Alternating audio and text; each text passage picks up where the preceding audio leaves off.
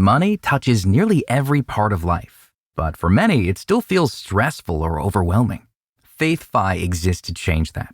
The FaithFi app is the leading Christian budgeting app, integrating biblical wisdom with practical financial tools to help you build habits rooted in scripture and guided reflection. With just a few minutes a day, we'll review your spending, anchor your heart in God's word, and take simple steps forward. Weekly and monthly reviews help you stay on track, gain clarity, and celebrate how God is shaping your financial story over time. The new FaithFi Pro adds powerful automation, smart categorization, personalized insights, and budgets tailored to your real-life spending, so you can spend less time managing money and more time living with clarity, contentment, and purpose. Over 70,000 believers already use FaithFi to steward God's resources wisely. Start your free 30-day trial and get 25% off at faithfi.com/app.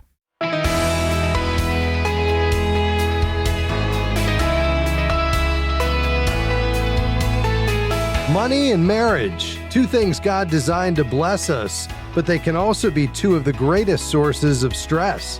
So what if we turn financial conflict into connection? Hi, I'm Rob West. Dr. Shane Enete joins us today to share 6 creative ways couples can build stronger relationships by having intentional financial conversations, what he calls money dates. And then it's on to your phone calls at 800-525-7000. That's 800-525-7000. This is Faith and Finance, biblical wisdom for your financial decisions.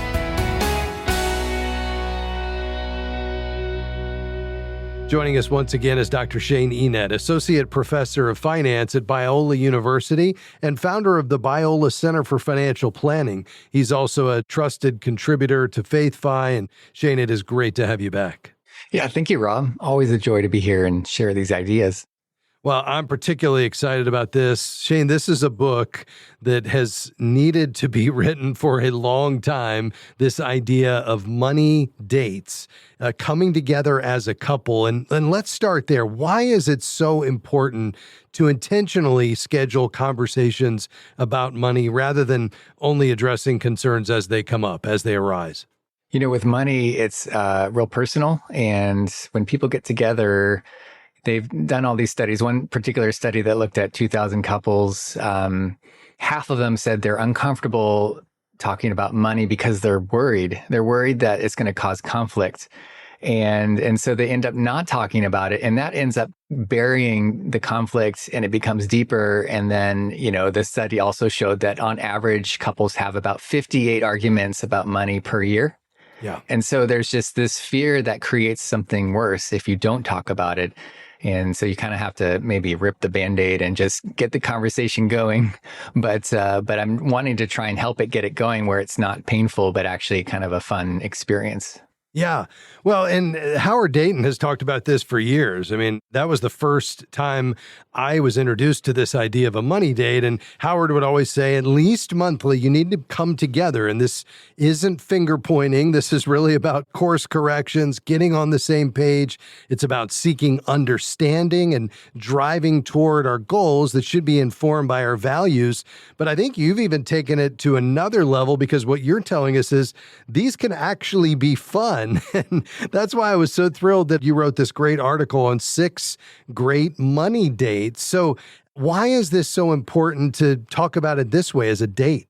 You know, we just want to kind of grease the wheels to get the conversation going. And dating can be a lot of fun if you're intentional, if it's something that you want to do. And so why not kind of combine something really fun with something maybe not as fun? And then as you're connecting in this kind of fun date environment, then I think the money conversations actually end up being more fun than if you were just at home, kind of in your normal day-to-day. Yeah. And the idea here is a regular rhythm, a place where you and your spouse come together to talk about money. But to Shane's point, these can be really enjoyable and you can have a great date at the same time. So money date number 1 is about sharing your money story. Unpack this for us. Yeah. So I think with money, there's a story behind how you're thinking about money, how you're feeling about it. There's a lot of experiences that we have growing up. And it's really important just, as a couple, if you want to grow closer together and you want to understand where someone's coming from, to learn about their experiences. And so, to have an intentional time where you think about kind of early childhood memories around money, how your family thought about money, what kind of messages you heard about money from your family of origin. All those things can kind of get put together in a money biography or autobiography. And if you think about that ahead of time and then bring it to the date, you can share your story, let it just unfold at the date at a good restaurant while you're eating good food and enjoying kind of the atmosphere.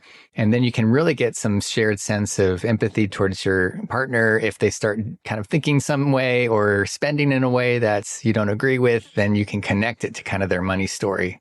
Oh, I couldn't agree more, Shane. You know, one of the keys to getting on the same page as a couple as it relates to money is understanding. And there is nothing better than unpacking this question together that Dr. Enete presents in date number 1. What was your earliest memory of the concept of money? Knowing that could be a game changer. We're talking with Dr. Shane Enete today. He is Associate Professor of Finance at Biola University. He's also the author of an article in issue number 2 of our Faithful Steward magazine called 6 Great Money Dates. More dates right after this. I'm Rob West, and you're listening to Faith and Finance, biblical wisdom for your financial decisions. We'll be right back.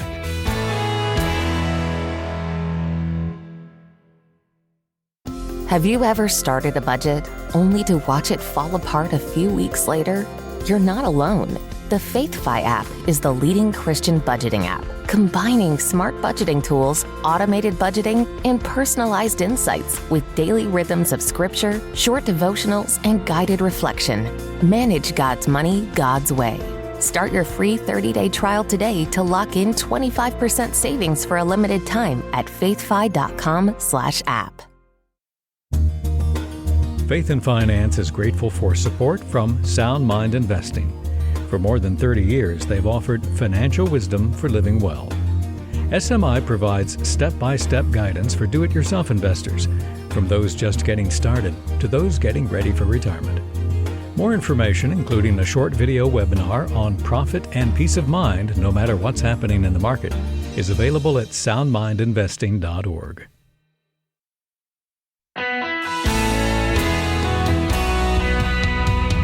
We've all heard the stats. Money is one of the biggest sources of conflict in marriage. It doesn't have to be that way.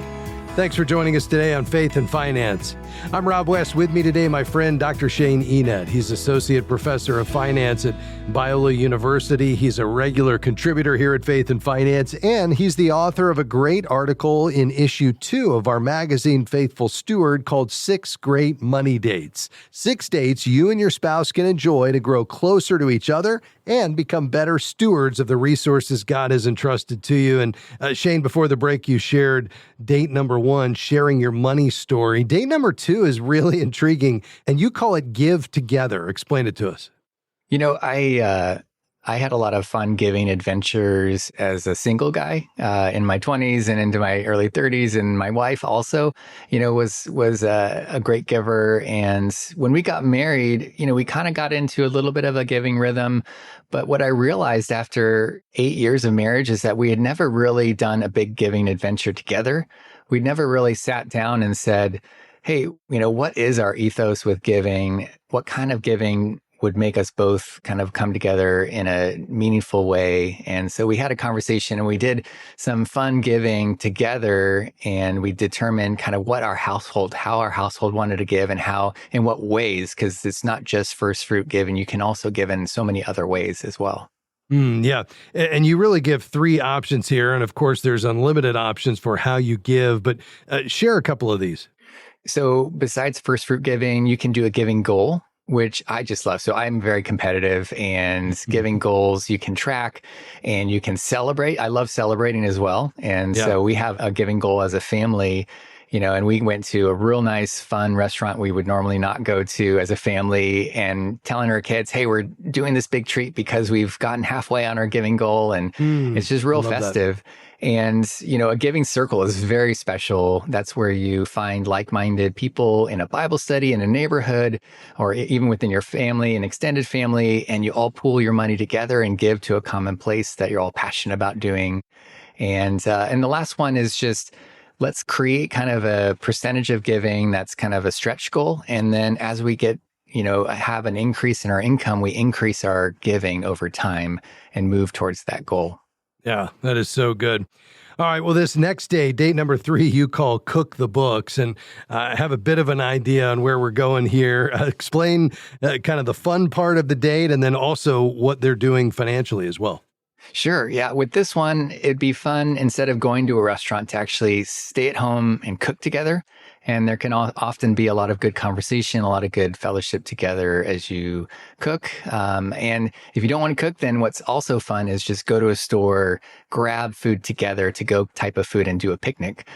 So you can kind of go either way. And then when you are making the food and then eating it, and hopefully a relatively romantic way at home, you're able to just start to talk about, hey, how should we develop a rhythm for our budgeting, and who should be responsible for kind of tracking things, who should be responsible for maybe keeping some receipts if you need to look at how things are being spent, and what type of app should we be using. And, there's a little bit of maintenance when you do budgeting, and it's nice to come together with a plan about who's going to do what. Yeah, you're exactly right. And that's where the FaithFi app could be really helpful. I know Julie and I use that to track our family's budget. And if you want to learn more, you could go to faithfi.com. Just click on app there at the top of the page. All right, let's get to money date number 4. And this is around your credit report. Explain this to us. Okay, before I do, let me just say the date I would like to pair with this one. So with debt, it's very emotional. There's a lot of emotional cost to it, and people get stressed. And there's actually a lot of financial, what they call PTSD around debt. And so I have a suggestion. So the spa is usually pretty expensive, and it might get you into more debt. But if you get good at doing what are called day spa passes, then you can end up getting into all of the facilities and all of the fun ways of enjoying a spa without a treatment, but you're just using their spa and their rooms, and everything's beautiful, and you just spend the day there. And then you can talk about your debt and laying a credit boundary, thinking about, what are your attitudes around debt? How have you experienced it over time? Was there some trauma in the past with your family and how they, kind of your family of origin, and how they experienced debt? And with your current debt, do you know how much you have? And do you fear it in such a way that you want to get rid of it? If so, how far, how strong? Just talk about your ambition about getting rid of the debts. But all of that, you can do in just this beautiful place. And I think that would really help create a good, constructive conversation around debt. Yeah. And with all of these dates, Shane, it goes without saying that, this is about coming together and making forward progress, not dwelling on what's gone wrong in the past or pointing fingers, right? Correct. Yeah. You just want to care for each other, and you want to talk openly about things that matter to each of you. And then you want to be able to agree upon kind of an exciting plan, one that you're both owning and coming together to figure out, not just telling the other person this is how it's going to be, but saying, what kind of boundaries should we have about credit cards? Let's come together and agree how we should use them. Should we cut them up, or should we use them to try and get travel points? Just honestly, in what way? And then it's neat to figure out some other safeguards as well about what type of debt you'd be willing to get, and what type of debt you should always avoid, and those kinds of things. We're talking 6 great money dates with Dr. Shane Enete today of Biola University. This is an article that's in issue 2 of Faithful Steward, our magazine. Shane, money date number 5 is called Number Your Days. Explain this one. Sure. That phrase comes from Psalm 90:12, where the psalmist is he's asking that we may be taught to number our days. And what happens is we gain a heart of wisdom when we do this.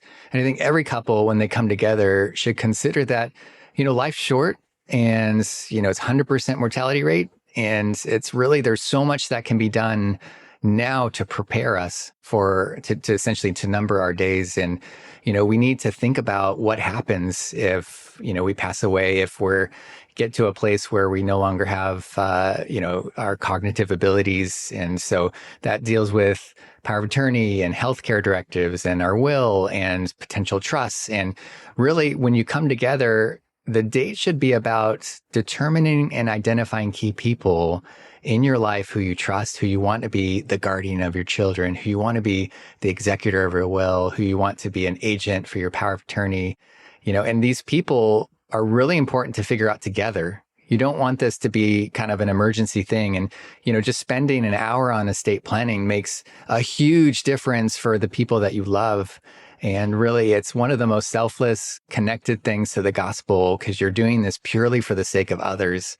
And I think as a household and as a couple, doing this really makes it so that, you're drawing closer as you're numbering your days, and you're both together gaining this heart of wisdom. This is so helpful, Shane. Turning money conversations into something intentional and even enjoyable is a powerful way for couples to strengthen both their finances and their marriage. Thanks so much for joining us today. This has been a great conversation. Yeah, thank you for having me. That's Dr. Shane Enete, the author of an article on this topic you'll find in issue 2 of Faithful Steward, our quarterly print magazine for Faith Fi partners. Partners support the mission with $35 a month or $400 a year and receive Faithful Steward quarterly directly to their mailbox, plus other exclusive benefits. Learn more at faithfi.com/partner. Your questions are next. 800-525-7000. I'm Rob West, and you're listening to Faith and Finance. We'll be right back after this break.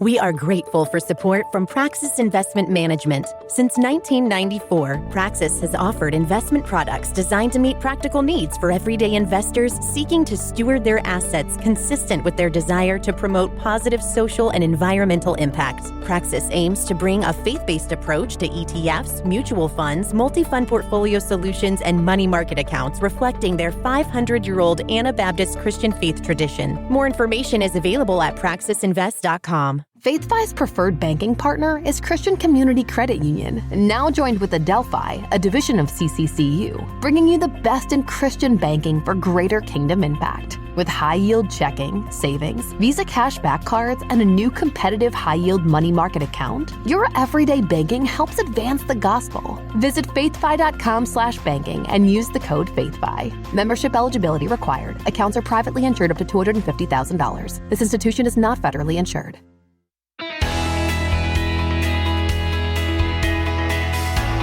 Great to have you with us today on Faith and Finance. I'm Rob West. I'm looking forward to taking your calls and questions today on anything financial. I've got, at least at the moment, room for you to jump in the mix if you've got something going on in your financial life. Call right now, 800-525-7000. We're going to begin in Chicago. Anarel, how can I help? Thank you so much for your radio work and educating the public. My employer closed over 6 months ago, and I've been unemployed since. My employment benefits have been exhausted since last month, and I have been paying my mortgage and monthly expenses from savings, and I'm now unsettled that I have not landed a job as yet to secure mortgage payments. My funds are depleting. I am a homeowner for over 30 years with good credit. How can I work this out to secure my home? And also, is mortgage forbearance the best option without damage to credit score? Yeah. Well, the most important thing at this point, although I understand your desire to keep your credit score high, but the most important thing for you at this point is just to protect your home, to make sure you don't go into foreclosure or anything like that. I'm delighted to hear you had the emergency fund. That's what that's for, but I can understand as this continues on, that is going to run dry at some point, and so you're wanting to have a fallback plan, and you need to start working on that now. If you're really struggling to make that mortgage payment now that the unemployment benefits have ended, you really need to lean into, if you haven't already, calling your lender right away and just ask about what are called hardship options.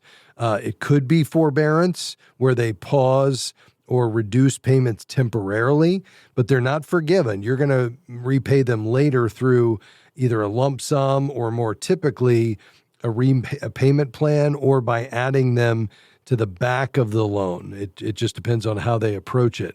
But that's, can be an option to get through a tough period here. Beyond that, maybe there's a payment reduction or even something called a loan modification, where someone who's lost income can essentially, restructure the loan, maybe extend the term, try to get those payments down. they don't want to go into foreclosure either, if at all possible, because they're going to lose, a lot of money themselves. So it's better for them to work with the homeowner if there's a path forward here, and that's why they have these. So I would do that first. Have you reached out to them yet? Yes, I did.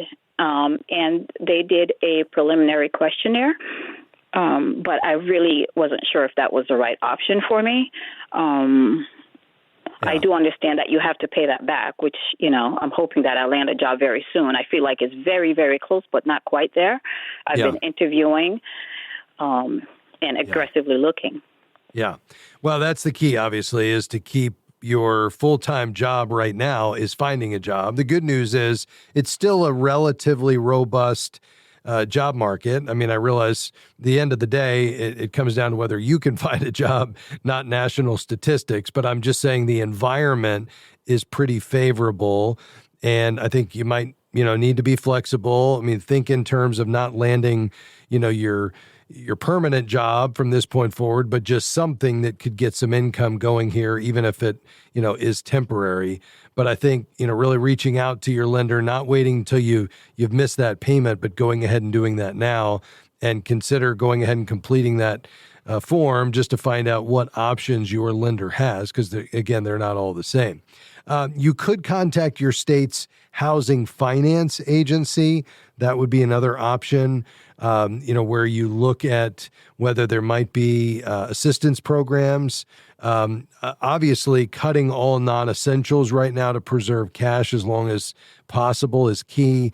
I call it a Mayday budget. I mean, you basically cover the big four, which is keep a roof over your head the best you can, keep food on the table, gas in the car so you can look for a job, and the utilities paid, and everything else is negotiable. I mean, we got to strip it all out and, just try to make it through. And then let's pray. And I'm going to be praying. I'll ask our faith and finance community to be praying for you as well, that you land something quickly. But I would go ahead and explore those programs with your lender. Hopefully you don't have to take advantage of them, but at least you know your options beyond that. And then we're going to just trust the Lord that he's going to provide this next job. Let me do this. I'd be happy to have a counselor walk alongside you. So stay on the line. Our team will get your information. We'll get a certified Christian financial counselor in touch with you so you have a sounding board, somebody to pray with you and help you with your spending plan. Annarelle, God bless you. Thanks for calling. Let's finish in Orlando. Hi, Barbara. Go ahead. I had a question regarding a homeowner association. I own a unit in a condominium association, and we've been assessed last year to the tune of $1,000 extra for a couple of months, maybe like 6 or 7 months, for the replacement of a roof for $2 million. We haven't heard anything, and all of a sudden this year we get a letter that there's an additional assessment for $870,000 for my portion is like $781 per month. They claim that the original contractor for the roof was paid in the tune of $438,000, and they ran away with the money. My question is there any government agencies that can look into this to hold these people accountable for what is going on? Because they're very powerful, and I just feel like they exist in a vacuum. I want to know, what rights do we have? Well, it really comes down to, first of all, the laws of your state and the bylaws. So some states require homeowners associations to do an annual audit. Now, if your state does not, in some cases, bylaws will actually require it. Now, if neither of those are in place, you have a state that doesn't require it, and it's not in the bylaws, the members of the association can demand an audit. And it's a good idea, because that takes it off of anybody trying to defend themselves, and it brings an independent third party in to uncover any potential financial wrongdoings and making sure that the HOA is performing in the best interest of the community. And so it's just a good practice. So if it were me and I had, even if these weren't questions, I would be, as a member of that community, especially in the situation you're in that has, some major assessments going on, an audit, although it's going to cost some money, $4,000 to $6,000 probably, is very appropriate. And so I think that's your remedy here, is to say, listen, we've got a lot going on and we need to have an audit here just to protect you all as the board, but also to make sure that the community feels like everything's being operated in the way that it should. And it's just a good best practice. And yes, it's going to cost some money, but in the end, it's going to make this a much better place for everybody to live. And I would, if it's not currently, in the bylaws, I would find some others in your community that maybe share your perspective, and together come to the next board meeting and demand that this be put in place. And I think that's perfectly appropriate. I hope that helps, Barbara. Thank you for calling today. Big thanks to my team today, Amy, Trish, Rena, and Jim, and everybody here at FaithFi. Come back and join us tomorrow. We'll see you then. Bye-bye. Faith and Finance is provided by FaithFi and listeners like you.